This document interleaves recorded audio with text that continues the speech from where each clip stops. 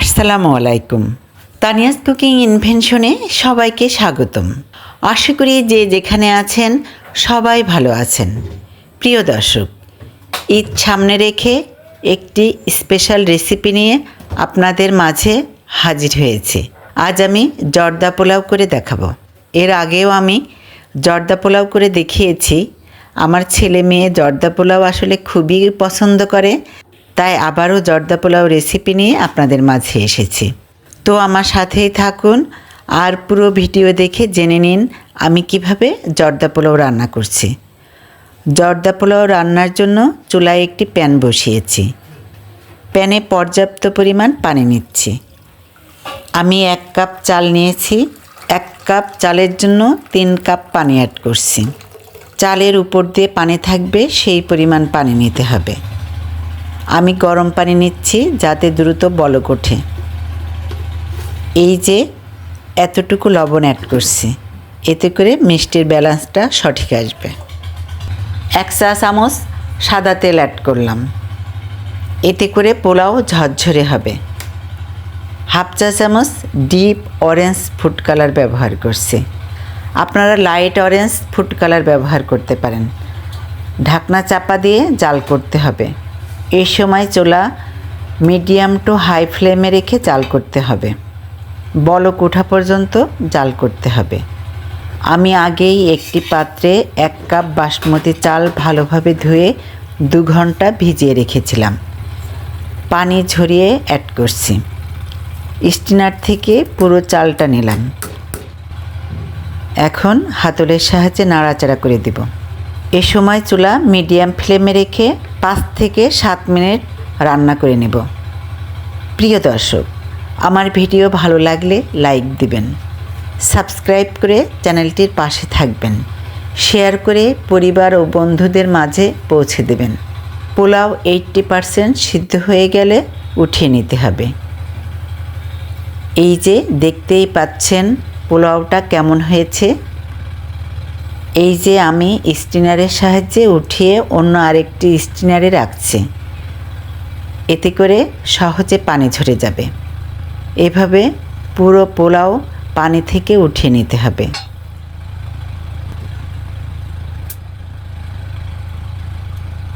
চুলায় আবারও প্যান বসিয়েছি। প্যান গরম হওয়া পর্যন্ত অপেক্ষা করতে হবে। প্যান গরম হলে 2 টেবিল চামচ ঘি নিচ্ছি। লেগে থাকা ঘি হাতলের সাহায্যে এভাবে নিচ্ছি। প্যান ধরে ঘি প্যানের সবখানে ছড়িয়ে দিতে হবে। ঘি গরম হলে কিছু চীনাবাদাম অ্যাড করে ভেজে নিব। চুলা লো টু মিডিয়াম ফ্লেমে রেখে ভেজে নিতে হবে। আমার হাতের কাছে চীনাবাদাম ছিল, তাই আমি চীনাবাদামই ব্যবহার করলাম। আপনার হাতের কাছে যে বাদাম থাকবে, যেমন কাজু, পেস্তা ও কাঠবাদাম ব্যবহার করতে পারেন, অথবা হাতের কাছে আমার মতো চীনাবাদাম থাকলে শুধু চীনাবাদামই ব্যবহার করতে পারেন। বাদামগুলো এই যে এভাবে ফেটে ফেটে গেলে উঠিয়ে নিতে হবে। এখন কিশমিশ অ্যাড করে ভেজে নিব। কিশমিশ অবশ্য বেশি সময় ভাজার দরকার নেই, ঘিতে ছেড়ে একবার নাড়াচাড়া করেই উঠিয়ে নিতে হবে। কেননা ঘি অনেক গরম হয়ে আছে, এই যে এমন ফুলে যাবে। এভাবে ফুলে গেলেই কিশমিশ উঠিয়ে নিতে হবে। কিশমিশ উঠিয়ে চিনি নিচ্ছি। পুরো 1 কাপ চিনি নিচ্ছি। 1 কাপ চালের জন্য 1 কাপ চিনি নিতে হবে। 1.25 কাপ কমলার রস অ্যাড করছি, এতে করে জর্দার ফ্লেভারটা সুন্দর আসবে, সেই সাথে শিরাটা তরল থাকবে, জমাট বেঁধে যাবে না। ছাঁকনার সাহায্যে ছেঁকে নিতে হবে, যাতে করে কমলার কোষ বা ঘন অংশটা না যায়। আরও 1.25 কাপ গরম পানি অ্যাড করছি।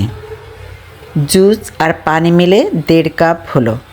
1 কাপ চালের জন্য 1.5 কাপ পানি অথবা কমলা বা মাল্টার জুস নিতে হবে। যারা শুধু পানি নেবেন 1 চা চামচ পাতিলেবুর রস ব্যবহার করতে পারেন। এখন কয়েকটি এলাচ, 2টি তেজপাতা কেটে নিয়েছি, 3 খণ্ড দারুচিনি অ্যাড করছি। এগুলো অবশ্য আগেই ঘিতে অ্যাড করে 30 সেকেন্ড ভেজে চিনি অ্যাড করলে বেশি ভালো হতো, তো আমি ভুলে গেছিলাম, এখন অ্যাড করছি। এতে অবশ্য সমস্যা হবে না, ফ্লেভারটা ভালোই আসবে। নাড়াচাড়া করে দিতে হবে, চিনি মেল্ট হওয়া পর্যন্ত নাড়াচাড়া করে দিতে হবে। চিনি মেল্ট হলে সেই সিদ্ধ করে পানি ঝরিয়ে রাখা পোলাও অ্যাড করছি। হাতলের সাহায্যে নাড়াচাড়া করে দিতে হবে। প্যানের গা থেকে নামিয়ে দিতে হবে। চুলায় একেবারে লো ফ্লেমে রেখে 15 থেকে 16 মিনিট রান্না করতে হবে। মাঝে মাঝে ঢাকনা খুলে এভাবে নাড়াচাড়া করে দিতে হবে। আবারও ঢাকনা চাপা দিয়ে রান্না করতে হবে। এখন ঢাকনা খুলে হাফ চা চামচ কেওড়া জল অ্যাড করছি। এতে করে জর্দাতে সুঘ্রাণ আসবে।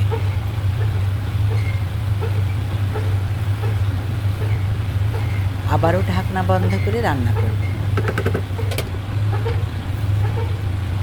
এবার ঢাকনা খুলে গুঁড়ো দুধ অ্যাড করছি। 2 টেবিল চামচ গুঁড়ো দুধ অ্যাড করলাম। এতে করে জর্দা খেতে অনেক ভালো লাগবে। হাতলের সাহায্যে নাড়াচাড়া করে মিশিয়ে নিতে হবে।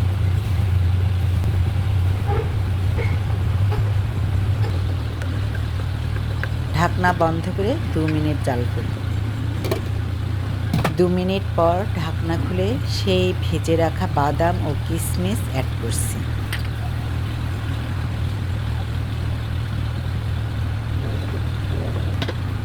নাড়াচাড়া করে ঢাকনা বন্ধ করে 1 মিনিট জাল করতে হবে। 1 মিনিট পর ঢাকনা খুলে দেখাচ্ছি কেমন হলো। এই যে দেখতে পাচ্ছেন কতটা সুন্দর ঝরঝরে হয়েছে, আবার ভালো মতো সিদ্ধ হয়ে গেছে। খেতে খুবই টেস্টি হয়েছিল। ঈদের দিনের ডেজার্ট তালিকায় জর্দা রাখতে পারেন। এভাবে আপনারাও ট্রাই করতে পারেন। ভিডিও কেমন হলো কমেন্ট করে জানাবেন। সবাই ভালো থাকবেন, সুস্থ থাকবেন। আল্লাহ হাফেজ।